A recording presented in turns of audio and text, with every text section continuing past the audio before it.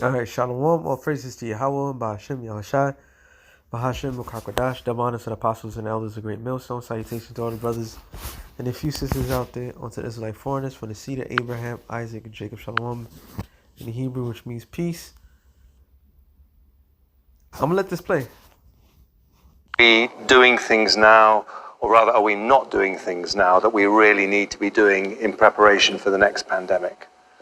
Yeah, so it's 2015 that I gave the TED Talk and wrote a number of papers titled "We're Not Ready for the Next Pandemic."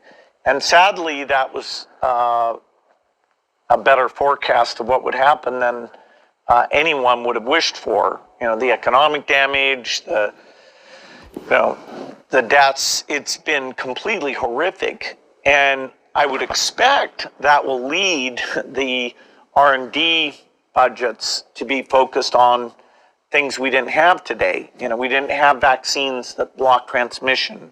We got vaccines that help you with your health, but they only slightly reduce the transmissions. We need a new way of doing the vaccines. We didn't get much in the way of therapeutics. Dexamethasone and now molnupiravir could help, but way less than should have been the case. We didn't get the diagnostics up and running in order to, achieve what at least Australia and New Zealand showed, that competent management could keep the death rate down pretty dramatically. And so I'm hoping in 5 years. Well, I'm going to let him speak on, but you heard what he said about Australia, competent. Matter of fact, let me go back a little bit because this is funny. Achieve what at least Australia and New Zealand showed, that competent management could keep the death rate down.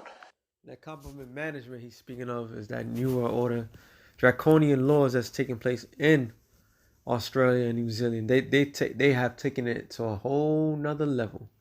All right, so he's basically he's highly condemning them, not condemning them. Sorry, not recommending. He's bigging them up pretty much.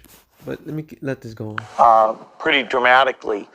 And so I'm hoping in 5 years I can write a book called, We Are Ready for the Next Pandemic. But it'll take tens of billions in R&D that the US and the UK will be part of that. It'll take probably about $1 billion a year for a pandemic task force at the WHO level, which is doing the surveillance and actually doing what I call germ games, where you practice. You say, okay, what if a bioterrorist brought smallpox to 10 airports? How would And that's the magic. That's the magic saying. So, Brother Locksmith, I did a show on it previously, which is ironic about the whole new 007 movie. And so happens... I mean, you can't make this shit up, man. FBI and CDC investigate smallpox vials at Big Pharma facility. Media. What the? What's going on with the smallpox situation? Why is smallpox is just a buzzword now all of a sudden? All right. And I saw this, I'm like, damn, look at this people. They just, hey, like the brother said, he said he can't stop, won't stop. But this proves and show you this man he's up to no good. Now, when I look, because this was it last week. All right, so the next pandemic, 9 months ago, is coming after. You know what? There was another one.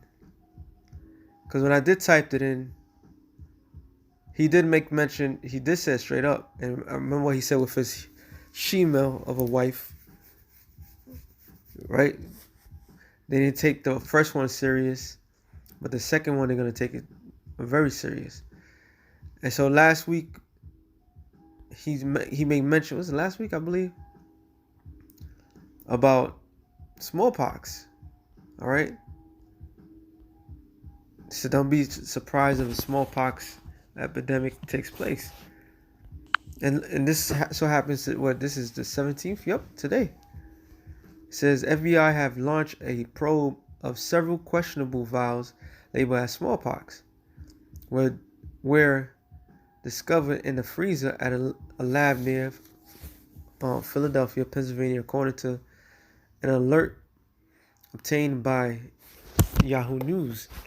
The 15 mysterious vials were found in Tuesday night Merrick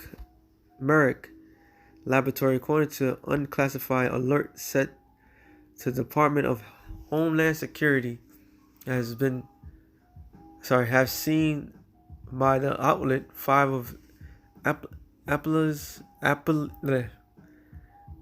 carried labels reading smallpox, while other 10 were said to contain vaccine virus, source for the modern smallpox immunization. The vials were reportedly secured immediately, and the facility was briefly placed on lockdown. While that has since been lifted, the federal law enforcement, as well as Centers of Disease Control, which is CDC, and Prevention, have opened investigation which are ongoing. The CDC is set to take possession of the vials sometime on Wednesday, according to the alert, which will also note that no Morocco staff were exposed to the materials. While it remains unclear exactly where the containers were found, Morocco runs 2 major facilities in Pennsylvania. One in West Point is the largest pharmaceutical manufacturer's site, and another nearby Upper Gwendon, a 90-acre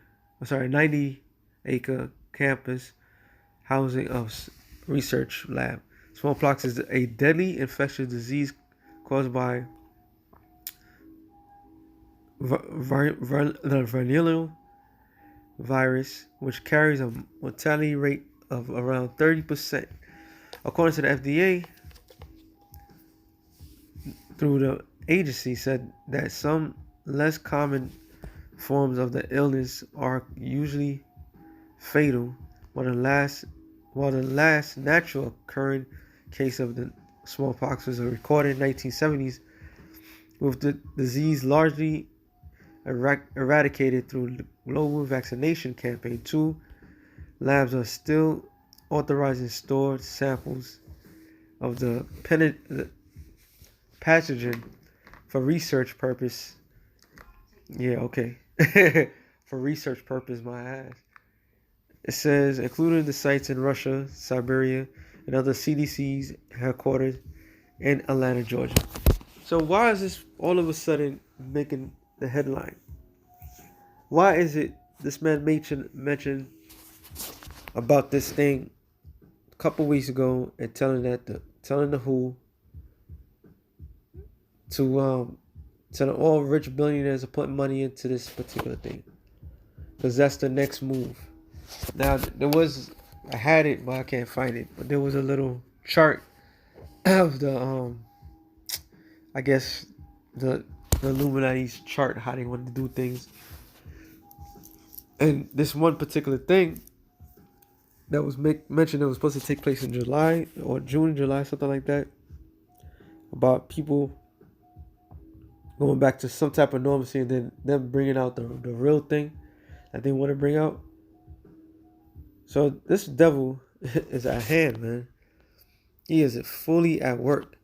I got a couple of scriptures that came to mind. Matter of fact, real quick. 2 Corinthians 2:11. It says, least Satan should get an advantage of us, for we're not ignorant of his devices. And this is predictive programming. Alright? If you keep mentioning something and all of a sudden it starts to happen, they're gonna seem like they're the ones that's they're the prophets. Alright?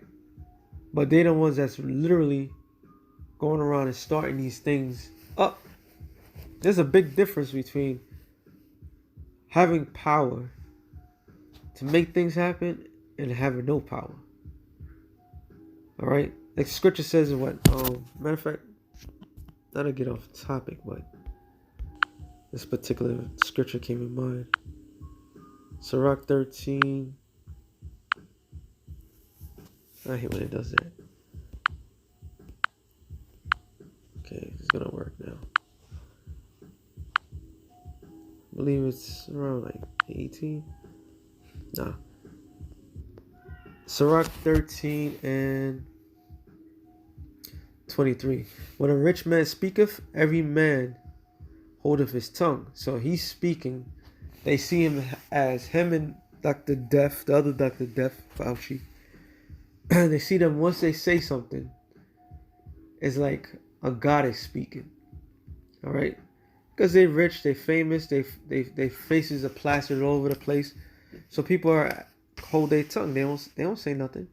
It says, and look, what he saith, that they exalted to the clouds. So this is the same way, and it's all once again predictive programming. So when you have you saying this for years, that this is going to happen, this is going to happen, and it end up happening just exactly how you say it was going to happen. So people's going to look at you like, oh, like, wow, how great of a man that you are. But them failing to understand that these rich, powerful individuals orchestrate all these things. All right? Just like in films, when you watch certain films, and it's like, damn, this looks mad real. Because that's what they call predictive programming. So this is part of Satan's devices. But we read on, it says, but if the poor man speak, they say, what fellow is this? And if he stumble, they shall help to overthrow him. So when we out there in the highways and byways speaking out of the scriptures and saying things, generalization, but saying things in its greatest form, people look at us like we're weird. Like, who is this guy? But I guarantee if it was a famous individual, like we always used to say, if Jay-Z came down to camp and the whole camp, there'll be a crowd of people because he's a man of renown. Okay, he's a man of the world, and the people love that celebrity type. They love to worship that. So the Lord has really got these people in a trick bag when they really believing the bullshit that's coming out these people's mouth, and like they are gods, man. Because he just said this is amazing. He just said this. All right, I didn't even get to read the comments on this. This man just fucking said this last week, and then all of a sudden, the FBI and the CDC is doing an investigation on this. It says, one guy says, awakened moron. Well, says, I'm not surprised if those vials were placed there by Pfizer faculties to clear out the way for competition. It says next year there will be a new smallpox variant to keep us in lockdown. These places need closing down. All right, so people are starting to realize that these people are they full of it. They're the ones that's doing all this nonsense, man.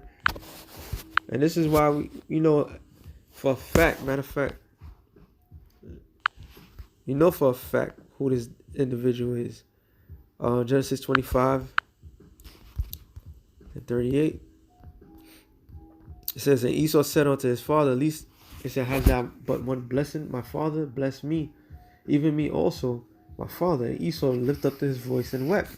And Isaac his father answered and said unto him, behold, thy dwelling should be the fatness of the earth, and the dew of the heaven dew of heaven from above, and by thy sword shalt thou live. So it doesn't technically mean he just walked around with a sword his whole entire life. It means any form of weaponry, death, and destruction. That's his blessing. All right. The Lord is using Esau, Edom, like the scripture says, which I'm going to get it real quick.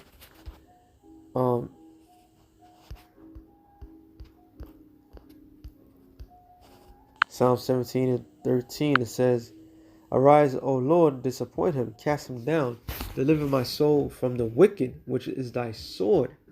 All right, there's that word again. Let me see what sword is. Karab. Sword, knife, sword, tools for cutting stone. Also, cutting instrument from its destructive effect as a knife, sword, which it could be anything. It says axe, dagger, but also biological warfare. And that's what he's known for.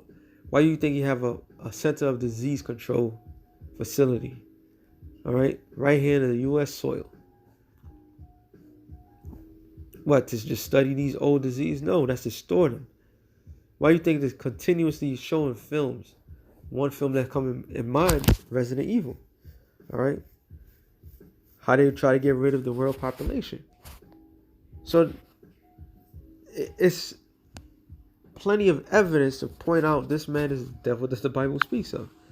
All right, the so-called white man is a devil what the Bible speaks of, man. Habakkuk 2, I just want to get to the point. 6, I'm sorry, is 5. Yeah, also because he transgresseth by wine, he is a proud man, neither keepeth at home, who enlargeth his desire as hell, and is as death, it cannot be satisfied, but gathereth unto him all nations, and he giveth unto all people. So he is as death. All right. Matter of fact, Revelation 6:4 said, and there went out another horse that was red, and power was given unto him that sat thereon, to take peace from the earth, and that they shall kill one another. And it was given unto him a great sword. So this devil, his power is to bring death into the world. All right, to exercise the power of death. So everything that he's doing is leading to death. All right, that's how we know we at the end. Matter of fact, I'm gonna end it off on this.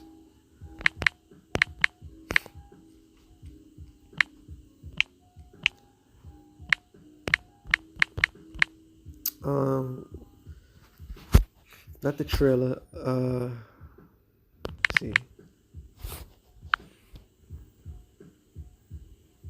There it is.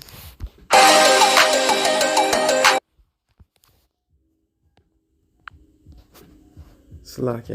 I didn't have this in mind, but file was uploaded to my data stream. It was a recording of a meeting of the Umbrella High Command, dated 17 months before the viral outbreak occurred. We're here today not just to talk about the future of this company. We're here to talk about its destiny. We're here to talk about the end of the world. We stand on the brink of Armageddon, diseases for which we have no cure. Fundamentalist states who call for our destruction, nuclear powers over which we have no control. And even if we navigate these dangerous waters, we face other, even more inevitable threats. Global warming will melt the polarized gaps within 80 years, flooding 90% of all habitable areas on Earth. Unchecked population growth will overtake food production in less than 50 years, leading to famine and war. This is not conjecture. This is fact. One way or another, our world is coming to an end. And the question is, will we end with it? What do you propose? I propose that we end the world, but on our terms. An orchestrated apocalypse. One that will cleanse the earth of its population but leave its infrastructure and resources intact. It's been done once before, with great success. I'm gonna stop it right there because I gotta bring the scripture out. Proving that this man, he knows his role, man. He knows his role. He knows his duty. Romans 9. I'm gonna go to the point. Yes. In 19, it said, Thou wilt say then unto me, Why doeth he yet find fault? For who have resisted his will? Whose will? The Most High's will. All right. This man is literally programmed to do the will of the Lord, to fulfill the prophecies. All right. He's fulfilling every single prophecy, and that's evil. He's doing it. Who can resist the Most High's will? It says, nay, but, O man, who art thou that replies against the Most High? Shall the thing formed say to him that formed it, why hast thou made me thus? Have not the potter power over the clay of the same lump to make a vessel, one vessel unto honor and another unto dishonor? What if the Most High, willing to show his wrath, to make his power known, endureth with much long suffering the vessel of wrath fitted for destruction? And we're seeing that with our own true eyes.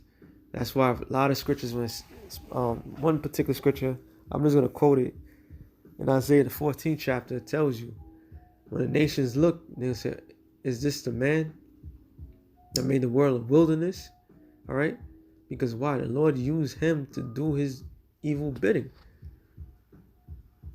And so without a shadow of a doubt, this man is what we always say he is, the devil that the Bible speaks of. So with that being said, something real quick through the Spirit. Shalom to the elect of the nation of Israel. Shalom.